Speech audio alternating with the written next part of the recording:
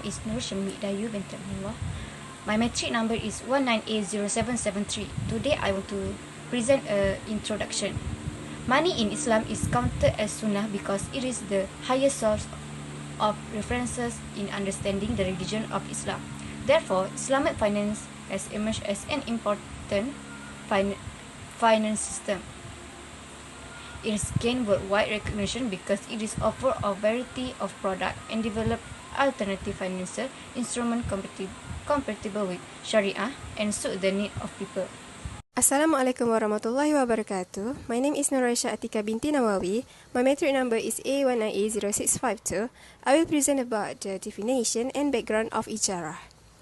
First, ijarah is derived from the noun al-arj, which means compensation, consideration, reward, return or counter value, also known as al-iwad, against the use of an object.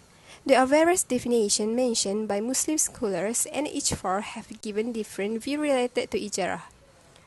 As an example, Imam Shafi'i defined ijarah as a contract where the subject matter is determined, legitimate, assignable, and lawful usufruct of an object against a fixed consideration.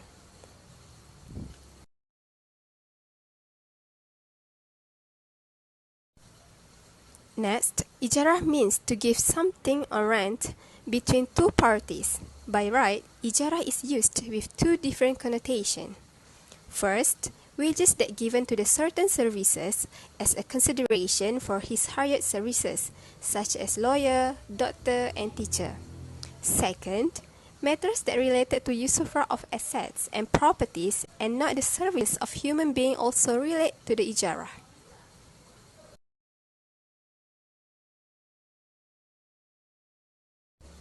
Okay, next, ijarah understood as a contract in where the owner of an asset or property have right to transfer a legal right to use and derive profit from that property to another person for an agreed period at an agreed consideration.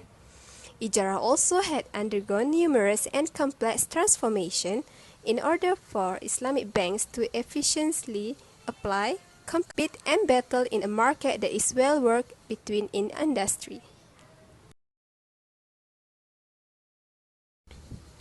Okay, next, ijarah is widely regarded as the safest, easiest, and most effective means to finance production processes. This application of principle is to ease and the customer able to use long-lasting goods and equipment such as heavy machines, plants, and vehicles. The customers have a luxury to use these durable goods without even having to buy them. Usually, the contract of ijarah is for a long time enough to cover the life of the asset. Assalamualaikum and hi. My name is Ahmad Sakifuddin bin Anas and my metric number is A19A0018. Today, I will present about legal requirement for ijarah in Malaysia.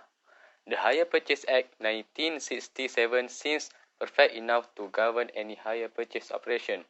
This is often thanks to the very fact that the act seems to be universal as the provision being made is actually fair to all or any parties involved. But if the regulator intends to make a replacement one, it is better because it can to stimulate improvement to the present practice of al-ijarah summa al-bai'. Al-ijarah summa al-bai' facility remains under HPA 1967, which allowed the practice as mentioned in Section 26 HPA, which is insurance of good comprised in any hire purchase agreement. First is, an owner shall cause to be inserted in the name of hire. Next, where the good comprised in a hire purchase agreement is motor vehicle, it shall be the duty of the hire to cause the said vehicle to be inserted in respect of the second and all subsequent years that the motor vehicle remains under hire purchase. Second point is Section 34 Clause G, which is avoidance of certain provision. Any provision in any hire purchase agreement whereby, except as expressly provided by this Act, the operation of any provision of this Act is excluded, modified, or restrict, shall be void and of no effect, based on the supply contained in Section 34 Clause G, HPA, which state that any provision in any of the hire purchase contract, unless expressly permitted by HPA, are excluded, modified, restrict, or any provision of the HPA are going to be void and of no effect. That's all from me. Thank you. My name is Muhammad Naufal bin Hanafi, A19A0360. Ijarah is divided into four areas. Firstly, the contracting parties, namely the lessor and lessee. An ijarah contract may be entered into by a party through an agency. Secondly, ijab and qabul. An ijarah contract is formed by an offer and acceptance between and contractual parties. Terms of terms that are Sharia compliant. Thirdly, the asset and ansar fraud. In an ijarah contract, the asset must be a Sharia compliant, valued, existing, recognizable, accessible, deliverable, not a debt-based asset. Lastly, rental. The contractual parties should establish and agree on the rental at the start of the ijarah contract. My name is Nur Shafika Binti Rasmi and my matrix number is 19A0620. Okay, the operational requirements divide into several parts. The firstly, governance and oversight. IFIs should have an adequate understanding the risk profile of ijarah and must the availability of resources with the appropriate knowledge and skill to manage risk.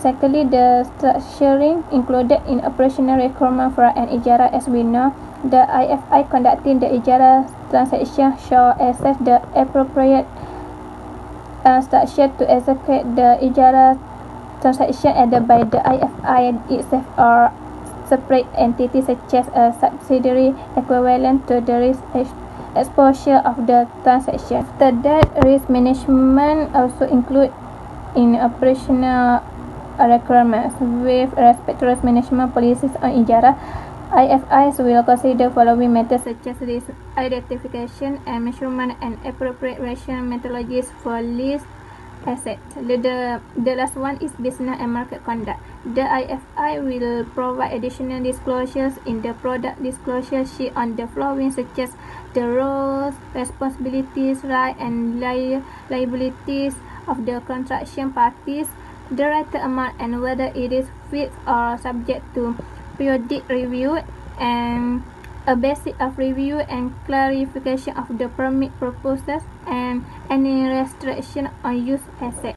My name is Azrul Iskandar bin Zainuddin. My matrix number is A19A0081. Today I want to talk about the application and operation ijarah in IFIS. There are many Islamic finance structures where ijarah can be used. Islamic banks use this mode of financing with the purpose of enabling customers to use durable goods and equipment. Ijarah has also huge potential as a financing mode for retail, corporate and the public sectors and can also play a crucial role in promoting Islamic finance industry. There are two leasing in ijarah, which is operating lease and financial lease.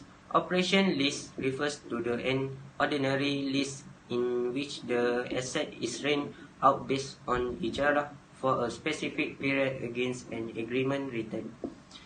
Besides that, Islamic banks use the contract of ijarah as a Sharia compliance alternative to financial lease. This product generally known as a ijarah muntahiyah bimtamlik, which literally means a lease that ends with ownership of lease. Finally, is one of the most important Islamic financing instruments because of the Islamic finance protect people from falling in riba or any gharar action, so our investments and assets stay halal. That's all. Thank you. Assalamualaikum warahmatullahi wabarakatuh. My name is Muhammad Muslim bin Bidin and my matrix number is A19A0975. Okay, I would like to continue with the gap analysis. So, for this assignment, we have researched about 5 articles that related to our topic, which is ijarah. So, different articles do have different purpose and different suggestion based on the issue that arise about. The first article, which is about the need of uniform framework for suku al-ijarah. The purpose is to develop robust universal framework that create uniform acceptability of Islamic financial instruments.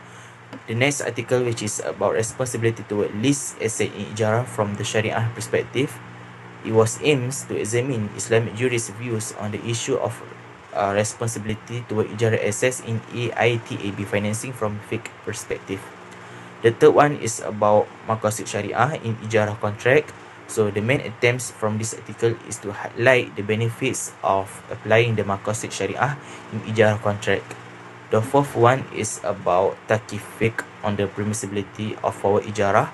So it is to prove that such a claim is merely based on assumptions, which also aims at reconciling scholars' views on the issues of forward ijarah for its wider acceptance.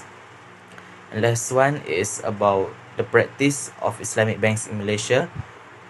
The purpose of the paper is to explore whether the practices of ijarah financing by Islamic banks in Malaysia are in line with the right standards. Thank you. At the conclusion, financing is an ijarah-based product offered widely to the masses.